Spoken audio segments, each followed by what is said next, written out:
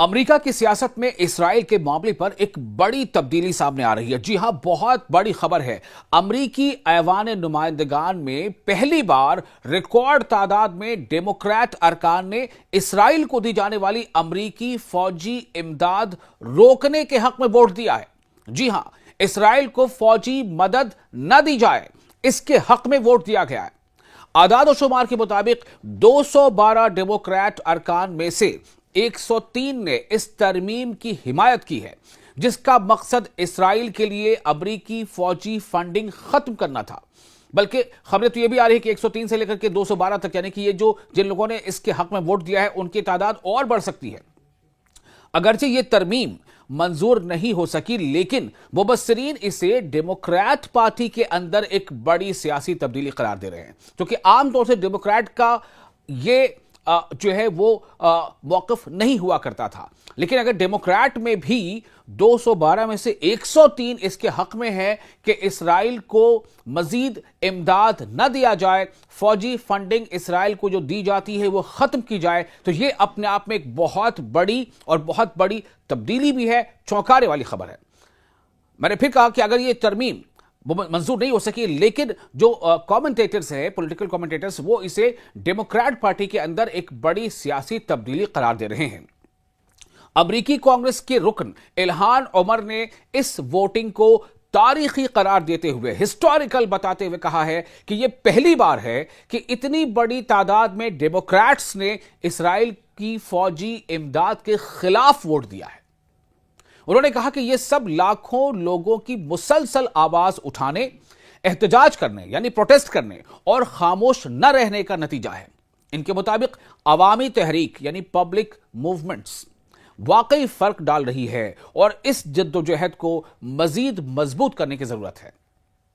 وہیں دوسری جانب کانگریس کی رکن سمر لی نے کہا ہے کہ یہ ووٹ ڈیموکریٹ پارٹی کے اندر ایک واضح تبدیلی کی نشاندہی کرتا ہے۔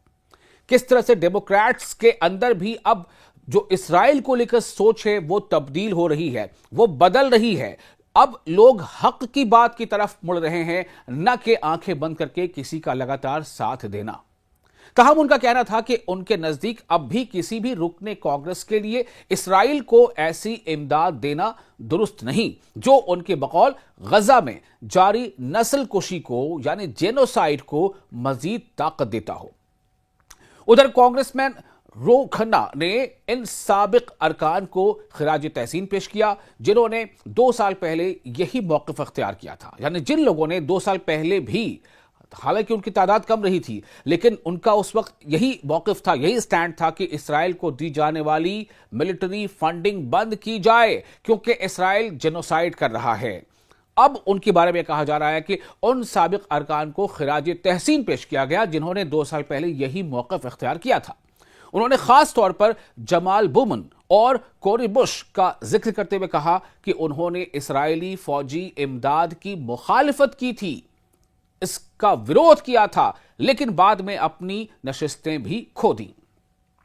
روکھنا نے ایک ساتھی رکن کا جملہ نقل کرتے ہوئے کہا ہے کہ امریکہ میں سیاہ فام رہنماؤں کی قربانی کو اکثر معمول کی بات سمجھ لیا جاتا ہے۔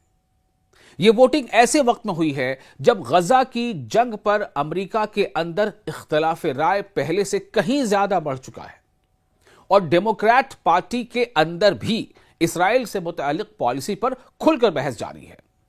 اگرچہ امریکی حکومت اب بھی اسرائیل کی حمایت کر رہی ہے، لیکن اس تازہ ووٹنگ نے واضح کر دیا ہے کہ کانگریس کے اندر اس معاملے پر پہلے جیسی مکمل یکجہتی باقی نہیں رہی اور اسرائیل کو فوجی امداد کے حوالے سے اختلاف کی آواز پہلے سے کہیں زیادہ مضبوط ہوتی جا رہی ہے، یعنی اسرائیل کی اب مخالفت ہو رہی ہے۔ ہر معاملے میں اسرائیل کا کھل کر ساتھ دینا یا اس کو فنڈنگ دیتے رہنا، اس کی اب مخالفت ہو رہی ہے اور یہ کہا جا رہا ہے کہ اسرائیل کو دی جانے والی مدد روکی جانی چاہیے۔ یہ بہت بڑی تبدیلی ہے امریکہ کے سینیٹرز کے بیچ اور خاص طور سے ڈیموکریٹس کے بیچ۔ آپ اس ویڈیو کے بارے میں کیا سوچتے ہیں؟ یہ جو بدلتا نظریہ ہے، جو بدلتی سوچ ہے، اس بارے میں آپ اپنے تاثرات ہمیں کامنٹ باکس میں شیئر کر سکتے ہیں، اور ویڈیو اگر آپ کو پسند آیا ہو تو اسے لائک اور شیئر ضرور کریں۔